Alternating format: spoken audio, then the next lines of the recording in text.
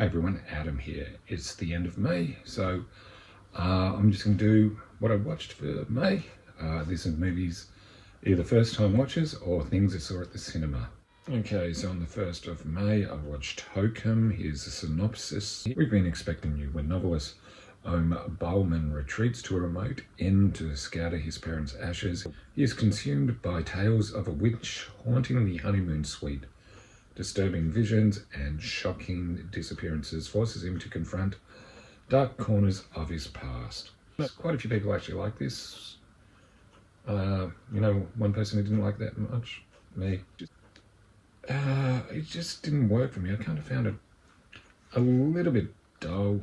I mean, look, I do like Adam Scott. I liked it. He was pretty funny in Parks and Recs. But I don't know, this just seemed kind of average to me. It was a little dull, but the countryside where it was filmed looked nice.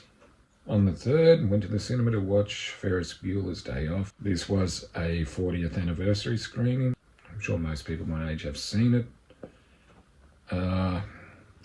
But here's a synopsis. After high school slacker Ferris Bueller successfully fakes an illness in order to skip school for the day, he goes on a series of adventures throughout Chicago with his girlfriend Sloane and his best friend Cameron. All the while, trying to outwit his wily school principal and fed-up sister. This is a fun movie. It's one of those movies where they break the fourth wall and talk to the camera, and it isn't annoying. Sometimes it works, sometimes it doesn't. But even the supporting cast, don't really want to say much about Jeffrey Jones because, well, if you know his history. But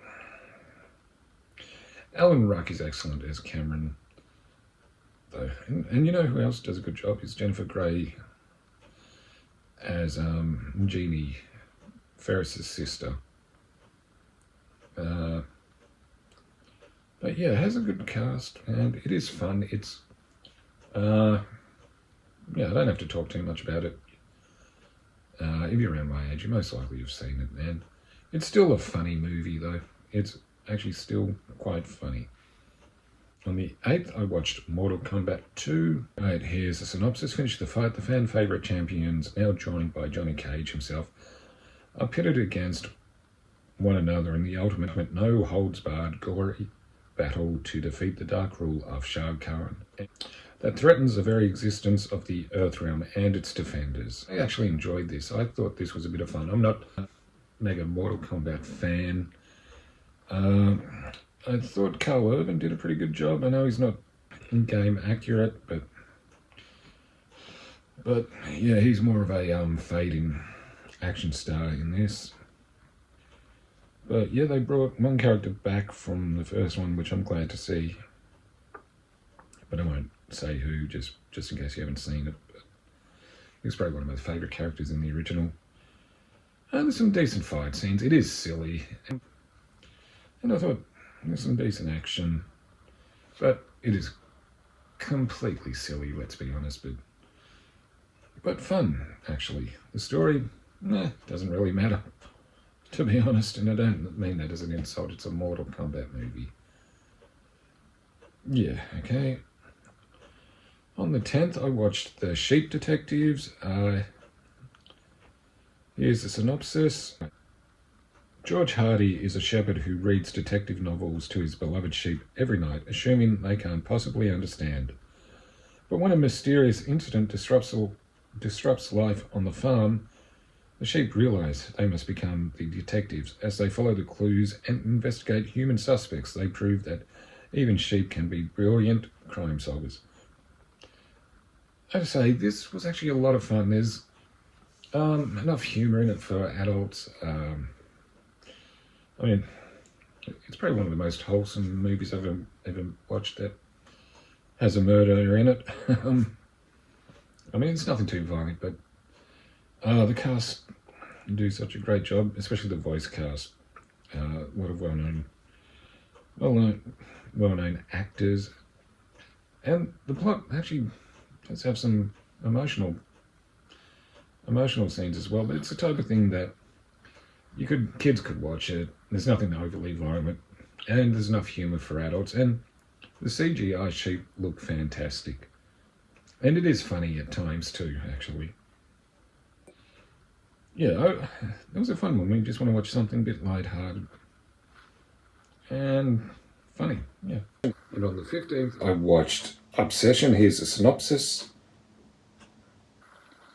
Be careful what you wish for. After breaking the mysterious one-wish willow to win his crush's heart, a hopeless romantic finds himself getting exactly what he asked for, but soon discovers that some desires come at a dark, sinister price.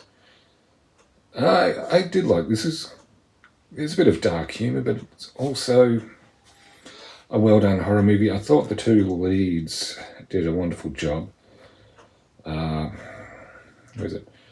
Michael Johnston and Andy Navarrete. Yeah, it just basically shows you what can go wrong when you wish for something. It's a story that's kind of been done before, like The Monkey Paw, but this is a kind of an interesting take. Sort of like the supporting cast as well. They all did a good job. Yeah, it is actually quite a good horror movie. I did like the premise. It's well made, and like I said, I did like there's a little bit of dark humour, but fun horror movie actually. On the 17th, it's another 40th anniversary. It's of Top Gun, the original. Alright, here's the synopsis. Up there with the best of the best for Lieutenant Pete Maverick Mitchell and his friend and co-pilot Nick Goose Bradshaw.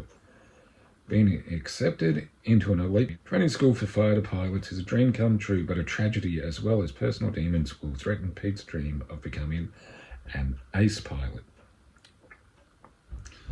I hadn't watched this in years, and I'll just say this, it's probably one of the most 80s movie that has ever 80s. Look, I don't mind, it is fun, it is cheesy though. They have a really good soundtrack, very 80s. They don't do soundtracks like that very often anymore when it's a compilation of songs. Yeah. But you know, there's some decent, dog fights. And yeah, but the cast is exceptional in this. Before, obviously, Tom Cruise, I don't have to mention that. Val Kilmer, Anthony Edwards, Tom Skerritt, Michael Ironside. There's, it's just 80s cheese, to be honest, but it's still fun. On the 22nd, I watched Star Wars, The Mandalorian and Grogu. Here's a synopsis. If you're searching for new adventure, this is the way. The evil empire has fallen and imperial warlords remain scattered throughout the galaxy. As a fledgling New Republic works to protect everything the rebellion fought for. They have listed the help of legendary Mandalorian bounty hunter Din Djarin and his young apprentice Grogu. Of course, this is based on the Disney Plus series, which people are saying they didn't want it to be an extended episode of the show, but it's a movie based on the show, so it's pretty much what it's going to be. But there is more scope, and I thought it was decent, if not great. I didn't hate it. Surprisingly, seeing I'm a Star Wars fan, apparently Star Wars fans are meant to hate everything. Okay, that's a joke, but no, I did enjoy it. Yes, it did feel like an extended episode, but that's what it was going to be. But obviously has a bigger budget. There are some decent action scenes. Yeah, that's about it for that one. On the 25th, I watched Passenger. Here's a synopsis of this one. 130 million people take road trips every year. 15,400 of them are never seen again. After a young couple witness a gruesome highway accident, they soon realize they did not leave the crash scene alone, as a demonic presence called the Passenger. They won't stop until it claims them both, turns their van life adventure into a nightmare. I did not like this very much. It was one of those things where there's an interesting concept, but it's not executed that well. And the Passenger, doesn't look that scary. And it doesn't help that I didn't really like the two lead characters either. They kind of, I don't know, kind of annoyed me. I just found it to be incredibly average, but there was just so much potential for it. I mean, there's a few jump scares here and there, but most of the time it's just a couple driving in a van, and it's not really, well, to me, just wasn't that interesting, unfortunately. And on the 29th, I watched Backrooms. Okay. Well, here's the synopsis. Everything must go. A strange doorway appears in the basement of a furniture showroom. Just pretty much the plot. I didn't know this was based on a YouTube series. I'd never seen. I went in blind, but I still enjoyed this. It was something different and unique. It is a slow burn. I know some people are saying it's boring, but I will say I did enjoy it. I didn't mind the slow burn, and I thought the acting was pretty decent. This was directed by somebody in their 20s, or somebody who is actually 20, which is quite impressive. I thought they did a pretty good job for somebody that young. But yeah, I mean, it didn't bother me. I went in blind. I didn't know anything about the YouTube series, and yeah, I did like this actually. It is weird though. It's very strange, but very unique though. To me, I really did like this. I thought it was quite good, to be honest. All right, and that's everything I watched in May. Have you seen any of these? What did you think? Like, comment, subscribe. I'm Adam, and I'll see you again soon.